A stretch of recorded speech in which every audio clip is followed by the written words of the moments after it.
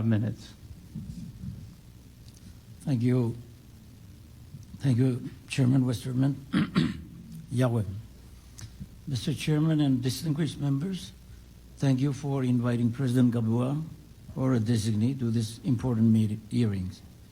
It is extremely time-consuming to travel here and back from the Marshall Islands, so I am representing my president. President Gabua and his cabinet look forward to meet with you next week. Under the free association between our nations, the RMI allows the U.S. to deny access to forces of other nations to an area west of Hawaii as big as Alaska, California, and Florida combined. Refrain from interaction with other nations that the U.S. says would compromise security, and owes what the Joint Chief of Staff says is the world's premier range for testing ICBMs and supporting military space operation. Kwajalein is where the military perfected its missile strike to be so precise that shot can hit a single house thousands of miles away. RMI is also a staunch ally of Taiwan.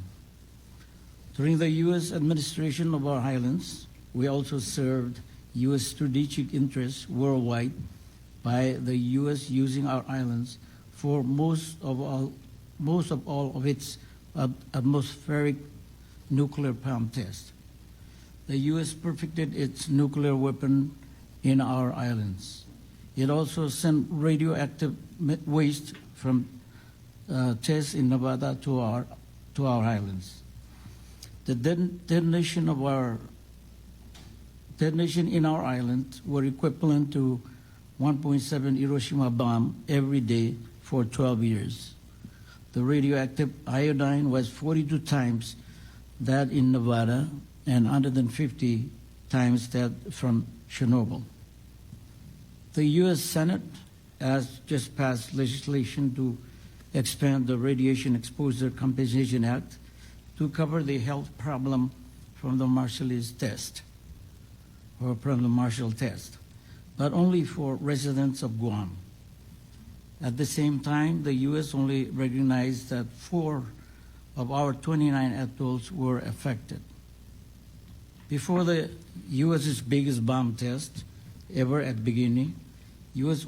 officials learned that winds would blow radioactive to inhabited Rongelap.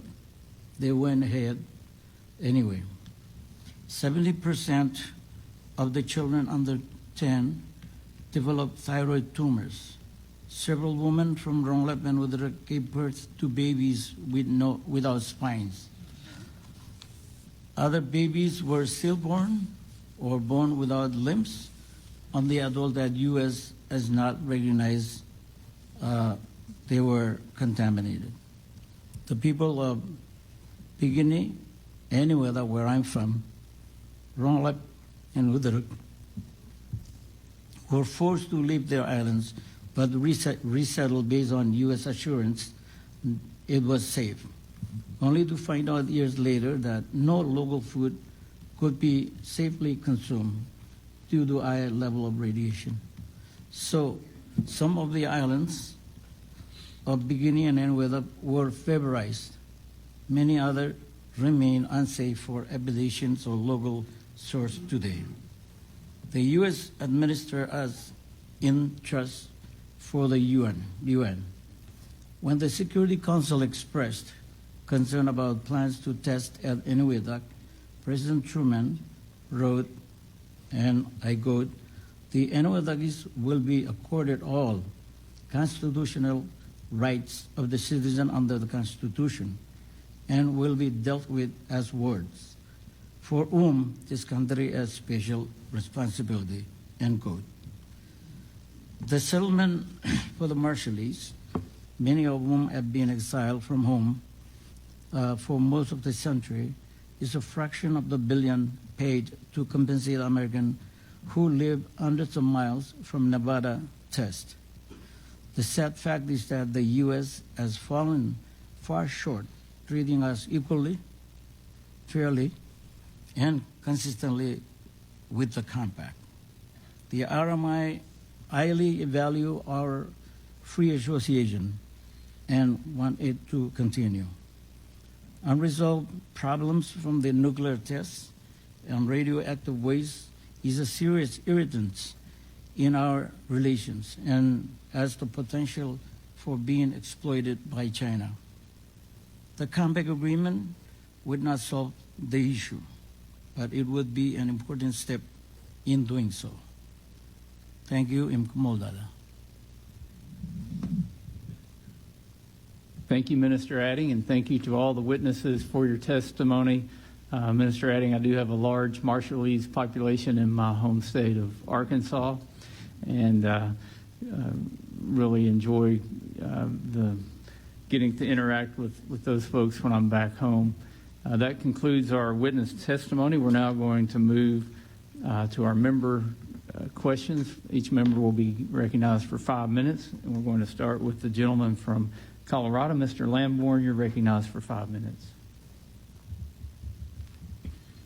I want to thank Chairman Westerman and also the leadership of my colleague on the House Armed Services Committee, Congressman Jim Moylan. Representative Moylan is a tireless advocate for Guam in Congress. Hafa to all of the distinguished panelists and all the members of the audience, and thank you for being part of today's Natural Resources Committee oversight hearing. As some of the panelists have noted, we have traveled thousands of miles to show our support of the strategic value of the Pacific Islands in protecting U.S. interests and human rights in general and free trade in the Indo-Pacific region. As a beacon for democracy and a strategically important counter to Beijing, the U.S. needs to increase its support of our Pacific Island territories and our treaty partners. Governor Guerrero, I'm going to ask my first question to you. In your testimony, you note that the Chinese Communist Party's intent to project power onto Guam and her sister islands, and you described that very well. We've all recently become aware of the CCP's cyber attack on telecommunication systems in Guam via their Volt Typhoon actor. Can you describe any other malicious tactics that you have witnessed that the CCP has undertaken to challenge U.S. military interests in this entire region? Thank you very much, Congressman. I have not witnessed anything, nor have I had any official reports about Chinese attacks. There has been, I think, reports in the paper and in articles, but not anything officially written to me. Okay. But be that as it may, we do understand and recognize this great threat of our cybersecurity. During the typhoon, we witnessed and experienced a shutdown of communications. Our radio stations were not on, our telecommunications were not on. We had no means of communicating with each other. That was a feeling of paralysis for me. And it was a very scary feeling because I could not even talk to my frontliners or my frontline defense people or even communicate with my family, and just think about what that means in terms of life in general. So we very much experience what I think could happen if there is a Chinese cybersecurity attack. Can you imagine if all our airport and our port authority is paralyzed because of those attacks? We would not be able to survive. And so, although we have not had a real experience of that through China's cybersecurity attack, we experienced it during the typhoon and after the typhoon. And so what we are doing as a government is we are creating a cybersecurity island-wide emergency plan. And we are working with very key stakeholders in business and public sectors. We have directed our government agencies specifically to establish their cybersecurity plan, which will filter up towards Okay. our island-wide security. Thank you. I appreciate that. I'm going to have to ask another question Sure. before my time runs out. I appreciate that answer, though. There are so many things that we could point to that the Chinese Communist Party is doing to suppress other peoples when they don't get their way. The suppression of human rights and political rights in Hong Kong, against what they had promised that they would do when the UK withdrew. A genocide against the Uyghur population in Western China, theft of international intellectual property, debt diplomacy, and then there's illegal fishing. What experience do any of the other witnesses here have of illegal fishing in your territorial and sovereign waters?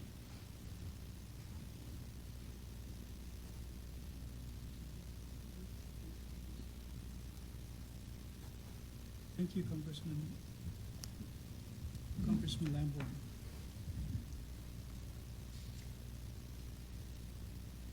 With respect to your question, Congressman, the FSM appreciates the long-standing cooperation with the U.S. on any and all illegal, unreported, and unregulated fishing in its waters. For example, the FSM appreciates the support it has received from the U.S. Coast Guard on these issues and value its cooperation with the U.S. Coast Guard in the new expanded shipwrighter program. The assistance we receive is helpful to all illegal fishing activities. In a nutshell, the support that we get from your side, especially from the U.S. Coast Guard, is very, very critical. We just went through an annual joint committee meeting with your military. We do it on an annual basis, and we review the defense strategic posturing in this region. And one of the issues that we always discuss is how do we counter illegal fishing. Excellent. And that's one of the primary reasons why we agreed to the expanded shipwrighter agreement. Excellent. Thank you so much. Mr. Chairman, I yield back. Gentleman yields back. The chair now recognizes the gentleman from the Northern Marianas, Mr. Sablon. You're recognized for 5 minutes. Thank you. Thank you very much, Mr. Chairman. And I will say I am very grateful that you and our colleagues have taken this. Mr. Sablon, is your microphone on? No. Yeah, so I'm grateful, sir, that you've taken the time to come out here. I know it's a big chunk of your August break, but thank you very much. Welcome to our witnesses, and good morning para todos samjo. Governor Palacios, I'm going to sort of stick with you for now, sir. You mentioned Covenant 702. We have obviously a problem with our workforce. Construction is a major issue with us, where we have, like, how much in projects you estimate that are not moving because of? As of today, we have an estimated that I know of over $500 million already approved. Yeah, and that requires just a technical change in some of the legislation, but it is important that we get these things moving. You mentioned an issue of touchback. How many businesses are affected this year by this touchback issue? I can assure that there's over 60%, maybe more, of our businesses, all the hotels, all the construction companies, and so all the projects are going to be impacted. And the covenant section 702, right? There's really a wonderful section in the beginning. We even had capital improvement funds and everything. We had a little money up front for operation. What do you want Congress to do? Consider not necessarily changing where we're at today regarding the Covenant 702, but consider putting aside another $10 to $20 million just as a set aside for operations of our government in case we run into problem again. That's where we're at today. And thankfully, there is a clause in the agreement that gives us a little bit of flexibility today. Thank you. Governor, is this still on? Yes. Okay. Governor, thank you very much. Because, look, and some of you who know me well enough know that I have been quiet about the Northern Marianas relationship with the People's Republic of China. I've been quiet about that for a while. We had a trade with China. But I am now concerned that there have been some things that has happened here in our region. For example, not necessarily by the people of China, but of course the government, CCP and PLA. And concerned enough that I've actually taken a stand and said, look, I will join this task force and work with trying to get also our Micronesian brothers and sisters fairly treated, and agreed to. Thank you to ministers, Mr. Secretary, Mr. Adding. It's nice to see you again, sir. Governor Guerrero. Mr. Odui, you have anything more to add? I think I have time, right? No, I don't. You've got time. Oh, yeah. Mr. Minister, you have anything you'd like to say? Don't worry. These people know, sir, that we are family. And that as family, you and I are allowed to talk about them behind their back. Not to say that I would do that, but thank you for the opportunity to add. And you know, I think the realities are evident when you're able to visit our islands yourself and see firsthand what exactly we're dealing with. So to Congressman Lamborn's question on fishing, you know, Palau has closed off our waters to commercial fishing because it's just too impossible to regulate. And we appreciate the U.S.'s help in patrolling, helping patrol our waters, and to counter intrusions, these unauthorized access that survey our undersea fiber optic cables. But the other point is, Congressman Sablan, that this is not something that happens periodically. It happens every day, and it happens at different levels. We have a federal system. It happens at the state levels, and with our state legislatures as well as our state executive officials are approached almost every day. So it is something that we have to be mindful of and address as part of the routine order of business every day. Thank you. No, thank you. My time's over, Mr. Chairman. Gentleman's time has expired. The chair now recognizes the gentlelady from American Samoa, Ms. Radewagen. You're recognized for 5 minutes. Talofa. Let me first thank my chairman, Mr. Westerman, for appointing me to serve as chair of the House Natural Resources Committee's bipartisan task force on the Indo-Pacific. Thanks also to Chairwoman Hageman. As a prelude to today's proceedings, we conducted a task force hearing in July on PRC, COFA, and the territories with the valued support and leadership of Task Force Co-Chair Kilili Sablan. This hearing truly is a homecoming for me, having lived here and graduated from the University of Guam, but this hearing is also about the Marshall Islands, where my family lived for years when my father was appointed head of government under the administration of President Eisenhower and Interior Secretary Seaton in the darkest days of the Cold War. And at that time, the shadowy world of creeping communism, totalitarianism, was nightmarishly illuminated by ominously frightful over-the-horizon flashes emanating from 67 nuclear weapon tests in the Marshalls. Nuclear testing ended shortly before my father was sent to take the first steps to restore a post-nuclear testing civil order, which literally included his own footsteps across atomic bomb craters on his inspection at Bikini and Enuetak. And we meet here in the southernmost of the Mariana Islands to hear from the governor of the northernmost of the Mariana Islands, where my family lived for 12 years, while my father represented President Kennedy and Secretary of the Interior Udall in relations with the Northern Marianas, Marshall Islands, Palau, Yap, Pohnpei, Chuuk, and Kosrae. So I join this homecoming with my father's spirit close in my heart and in my mind, aware that much of it was in the Cold War era under the UN trusteeship. Guam and the CNMI formed the westernmost of America's homeland at the doorstep of Asia in the time zone adjacent to Tokyo's.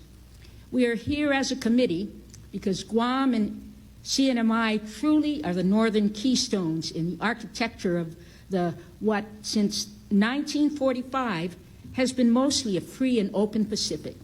In this new era, America's allies in Palau, FSM, and RMI form the integrated superstructure of regional security and peace. Once as a child mentored by my father and other leaders of the Pacific nations who so often sat at our dinner table, and now as an elected leader in this region, I understand in a very profound way how and why the UN trusteeship, our Compact of Free Association, stood for decades against Soviet imperialism as a threat to democracy and post-colonial free enterprise under rule of law. Now we're facing the threat of the once concealed but now overt velvet-gloved hand of PRC ambitions that hides the iron fist of PRC totalitarian communist imperialism. Thus, we come here under Chairman Westerman's leadership to regroup and confront together the PRC's threat to the freedom of the blue continent that stretches across the Indo-Pacific region. Of course, the American homeland also reaches deep into the southern Pacific, where American Samoa's alignment with the U.S. is foundational to a free and open regional order. And I have the honor of serving first and foremost my own people in my family's true homeland, where my father was elected and served with both great dedication and success as governor. So it's in that spirit of homecoming that I want to commend each of my fellow Pacific Islanders who are witnesses today. In addition to your oral testimony, I urge my colleagues to study your written statements for the record. We gather here in the Pacific Way, but you have spoken your truth here today boldly. In that same spirit, my question to each witness is based on the powerful statement written by the governor of the CNMI that exposes PRC methods and tactics to opportunistically exploit our needs and weaknesses. Let me say that when I run out of time, and I'm about to, I'm going to ask each of these witnesses to please submit the answers for the record, please.